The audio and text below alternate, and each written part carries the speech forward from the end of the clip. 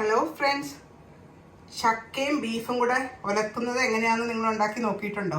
അപ്പോൾ ഒന്ന് ട്രൈ ചെയ്ത് നോക്കൂ. നല്ല ടേസ്റ്റി ആയിട്ടുള്ള ചക്കയും ബീഫും എങ്ങനെയാണ് ഉണ്ടാക്കുന്നതെന്ന് സ്റ്റെപ്പ് ബൈ സ്റ്റെപ്പായിട്ട് ഞാനിപ്പോൾ ഈ വീഡിയോയിൽ കാണിച്ചു തരുന്നുണ്ട്.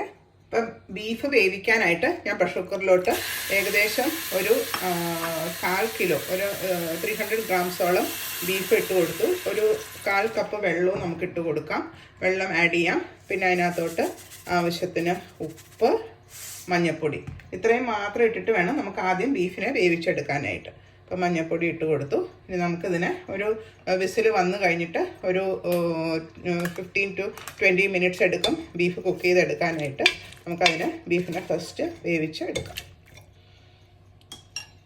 ഇപ്പം ആ പ്രഷർ കുക്കർ ഞാൻ തുറന്ന് നോക്കി, ബീഫൊക്കെ നന്നായിട്ട് വെന്തിട്ടുണ്ട്. അതിനകത്തോട്ട് നമ്മുടെ സ്റ്റാർ ഇൻഗ്രീഡിയൻറ്റ്, അതായത് ചക്ക, ഏകദേശം ഒരു 3 കപ്പോളം ചക്ക, പച്ചച്ചക്ക ചെറുതായിട്ട് അരിഞ്ഞത്, അതിൻ്റെ കൂടെ തന്നെ കറിവേപ്പില.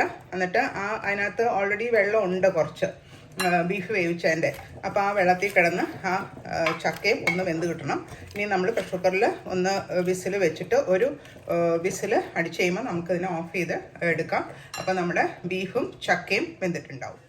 ചക്കയും ബീഫും ഇപ്പോൾ വെന്ത് കഴിഞ്ഞു. നമുക്ക് അതിനെ ഒന്ന് ഉലത്തി എടുക്കണ്ടേ? അപ്പോൾ അതിന് ഞാനൊരു പാനിൽ വെളിച്ചെണ്ണ നന്നായിട്ട് ചൂടാക്കിയിട്ടുണ്ട്.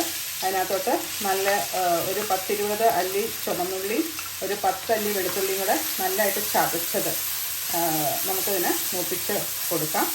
അതൊന്ന് ലൈറ്റ് ബ്രൗൺ ആവുന്ന വരെ നമുക്ക് വെളിച്ചെണ്ണയിൽ ഇതിനെ ഒന്ന് വഴറ്റിയെടുക്കാം.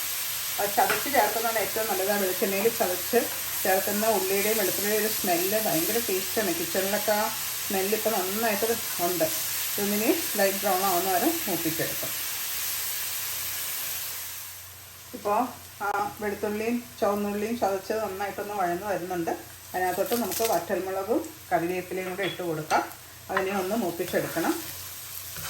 അത് കഴിഞ്ഞിട്ട് വേണം അതിനകത്ത് മുളക് പൊടിയും മഞ്ഞൾപ്പൊടിയും കൂടെ ആഡ് ചെയ്യാനായിട്ട്. പിന്നെ വേറെ ഒന്നുമില്ല, നമ്മൾ വേവിച്ച ആ ചക്കയും ബീഫും കൂടി ഇട്ട് പുലർത്തിയെടുത്താൽ മതി. അപ്പം അതെല്ലാം മൂത്ത് വന്നു. അതിനകത്തോട്ട് മുളക് പൊടിയും മഞ്ഞൾപ്പൊടിയും കൂടി ഇട്ട് കൊടുക്കാം. അതിലിപ്പം മൂത്തോളും. മുളക് പൊടി ചേർത്ത് കഴിഞ്ഞ് പിന്നെ അധികം വഴറ്റണ്ട, ജസ്റ്റ് ഒന്ന് വഴക്കിട്ടിയാൽ മതി. അതിനകത്തോട്ട് നമുക്ക് ആ വേവിച്ച ചക്കയും ബീഫും കൂടെ ഇട്ട് കൊടുക്കാം.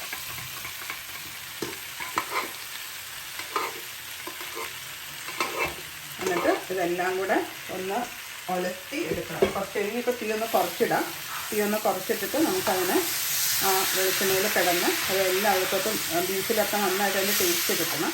അപ്പോൾ നമ്മുടെ ആ ചക്കയും ബീഫും ഓൾമോസ്റ്റ് ഉലന്ന് വന്നിട്ടുണ്ട്. ആ ചക്ക ഞാനൊന്ന് പതുക്കെ ഇങ്ങനെ ഉടച്ചു കൊടുത്തു. അപ്പോൾ അതെല്ലാം ആ ഗ്രേവിയിലെല്ലാം പിടിച്ച് നല്ല കുഴഞ്ഞിരിക്കും. ഇനി അത് സെർവ് ചെയ്താൽ മാത്രം മതി. അപ്പോൾ നിങ്ങൾക്ക് ഇഷ്ടമായെങ്കിൽ എൻ്റെ റെസിപ്പിയൊക്കെ ഇഷ്ടമാണെന്നുണ്ടെങ്കിൽ എൻ്റെ ചാനൽ സബ്സ്ക്രൈബ് ചെയ്യാൻ മറക്കരുത്. ആ നോട്ടിഫിക്കേഷൻ ബെല്ലും ഒന്ന് പ്രസ് ചെയ്തേക്കണേ. ഞാനത് സെർവ് ചെയ്യുന്നതുകൊണ്ട് കാണിച്ചു.